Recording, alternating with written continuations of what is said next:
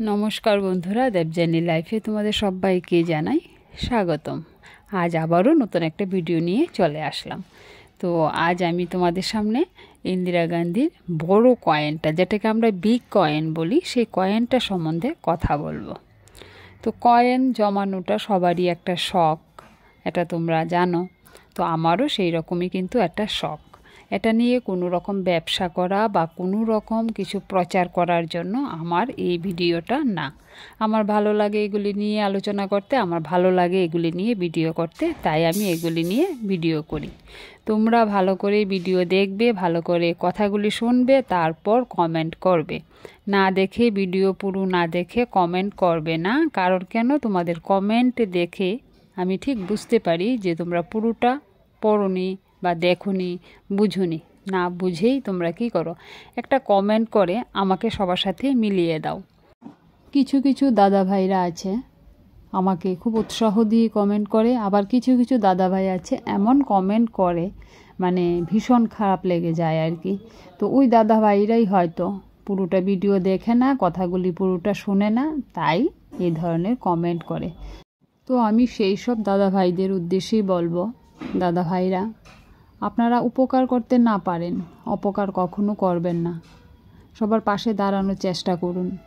কেউ যদি কখনো কিছু ভুল করে শিখিয়ে দিন, কারণ শিখিয়ে দেওয়াটাই হলো মনুষ্যত্বের লক্ষণ। কাউকে কখনো এমনভাবে কথা বলবেন না যে মন থেকে কষ্ট পায়। তো যাই হোক, এখন আমি সেসব কথা গায়ে মাখি না, কারণ আমি আমার কাজ করে যাব। এখানে আমার কয়েন জমানোটা একটা বিশেষ শখ, ছোটোবেলা থেকেই আমার একটা শখ ছিল। তো সেই জন্য আমি এগুলি নিয়ে ভিডিও করে সবার ভালোবাসা পাচ্ছি, তাই আমার ভালো লাগছে এগুলি নিয়ে ভিডিও করতে, বা আমি করে যাব। এখনও আমার কাছে অনেক কয়েন কালেকশন আছে, এগুলি নিয়ে ভিডিও করতে করতে হয়তো আমার বছরখানেকও লেগে যেতে পারে, যতগুলি কয়েন আছে আমার কাছে। তো আজ আমি তোমাদের সামনে এই যে ইন্দিরা গান্ধীর বিগ কয়েনটা নিয়ে কথা বলতে চাই। এটা সম্বন্ধে যতটুকু জানি আমি ঠিক ততটুকুই বলবো।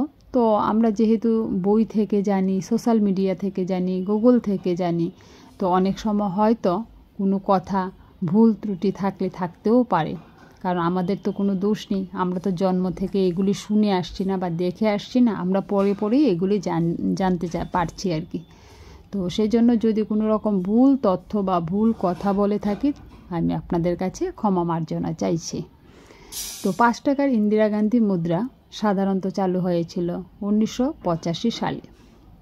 ইন্দিরা গান্ধীর এই 5 টাকার মুদ্রা সম্পর্কে আমাদের সোশ্যাল মিডিয়া থেকে শুরু করে ইন্টারনেট সব জায়গায় কিছু কিছু তথ্য সঠিকও আছে, আবার কিছু কিছু তথ্য ভুলও আছে।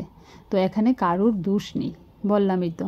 আমরা এখান থেকেই শিখছি, এখান থেকেই জানছি। এখন বই পড়ে আমরা পড়াশোনা করছি, বইয়ে যদি ভুল থাকে তো আমরা তো আর জানবো না। ইতিহাসের ঐতিহাসিক অনেক ঘটনা আছে, আমরা কিন্তু বই পড়েই জানতে পারছি, কিন্তু তখন তো আমরা উপস্থিত ছিলাম না। তো এটাকে আমাদের মেনে নিতে হবে। ভুল ত্রুটি থাকতেই পারবে, এক এক বইয়ে এক এক রকম লেখা থাকে, আপনারা লক্ষ্য করলে দেখতে পারবেন। ইন্টারনেটে অনেকেই এই 5 টাকার মুদ্রা সম্পর্কে অনেক খবর দিয়েছেন। তাদের ভিডিওতে বলা হয়েছে যে এই মুদ্রার মূল্য 5 লক্ষ থেকে 2 কোটি টাকা পর্যন্ত হতে পারে। আপনি কি সত্যি এই মুদ্রার আসল মূল্য জানতে চান? যারা জানেন না তাদের উদ্দেশ্যে বলছি, আপনারা কখনো ওই ধরনের থাম্বনেল দেখে বিভ্রান্ত হবেন না। থাম্বনেলটা এভাবে দেওয়ার কারণ আছে। থাম্বনেলটা দেখেই তো আপনারা ভিডিওটা দেখবেন, সেই জন্য এইভাবে দেওয়া হয়। তো যাই হোক, কখনো ভাববেন না ওই ধরনের কিছু যদি দেখেন যে এই টাকাটা বিক্রি করে, এই কয়েনটা বিক্রি করে 5 লক্ষ টাকা পেয়ে যাবেন। কখনোই বিচলিত না হয়ে আস্তে ধীরে ভিডিওটা দেখবেন, বুঝবেন, তাহলে অবশ্যই বুঝে যাবেন এই টাকাটার মূল্য কেন এত টাকা হতে যাবে। এটার মধ্যে কি এমন আছে? এটার মধ্যে সেই রকম কিছু নেই। তো যাদের কাছে এই টাকাটা আছে, আপনারা স্মৃতি হিসেবে যত্ন করে রেখে দিন। আর যদি টাকার প্রয়োজন হয় বিক্রি করতে পারেন, তবে বেশি টাকা পাবেন না, বেশি হলে 200 টাকা পাবেন। তাছাড়া কোনো রকম যদি এটা রেয়ার হয়ে থাকে, অনেক সময় আছে একটা ছাপের মধ্যে আরেকটা ছাপ পড়ে গেল, তখন কিন্তু এটা ডিমান্ডটা বেড়ে যায় ভুলবশত, কারণ এটা ভুলবশত হয়ে গেছে, ছাপানোটা ভুল হয়ে গেছে। সেই টাকাগুলিকে বা কয়েনগুলিকে কি করে রিজার্ভ ব্যাংক নিজের কাছে আবার গচ্ছিত করে রেখে দিতে চায়। তাই এই টাকাগুলি কি হয়, একটু চড়া দামে বিক্রি হতে বাজারে দেখা যায়। তো এই টাকাটা ছিল ইন্দিরা গান্ধীর মৃত্যুর 1 বছর পর চালু করা হয়েছিল ইন্দিরা গান্ধীকে শ্রদ্ধা জানানোর জন্য। তো ইন্দিরা গান্ধী কে ছিলেন হয়তো ছোট বাচ্চারা অনেকেই জানে না। তো আসলে আমার এই ভিডিও করার উদ্দেশ্যটাই হলো ছোট ছোট বাচ্চাগুলি জানো কিছু, আমরা যতটুকু জানি ওদের ভেতরে দিতে চেষ্টা করব। ইন্দিরা গান্ধী ছিলেন আমাদের ভারতবর্ষের প্রাক্তন প্রধানমন্ত্রী। 1984 সালে ওনার মৃত্যু হয়েছিল। 1985 সালে এই মুদ্রাটা ওনাকে শ্রদ্ধা জ্ঞাপন করে চালু করা হয়েছিল।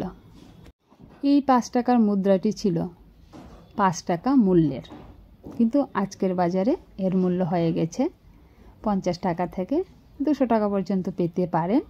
মুদ্রা সংগ্রহকারীরা কিন্তু ওই ধরনের কথাই বলছে, হয়তো টাইটেলটা অন্যরকম থাকছে, কিন্তু টাইটেলটা ওই রকম থাকলেও আপনারা ভিডিওটা পুরোটা দেখলে তখন বুঝতে পারবেন এগুলির আসল মূল্য কত। এই 5 টাকার মুদ্রাটি ছিল 5 টাকার মূল্যের প্রথম ভারতীয় মুদ্রাগুলির মধ্যে একটি। ইন্দিরা গান্ধীর 5 টাকার মুদ্রা বাজারে সহজে দেখা যেত না, কিন্তু এই মুদ্রাগুলি এখনও খুব সাধারণ। এই মুদ্রাগুলি বোম্বে এবং হায়দ্রাবাদ টাকশালে তৈরি করা হয়েছিল। এই মুদ্রাগুলি সাধারণত ধাতব ও তামা নিকেল দিয়ে তৈরি করা হয়েছে, মানে ধাতব তামার দ্বারা এটা তৈরি করা হয়েছে।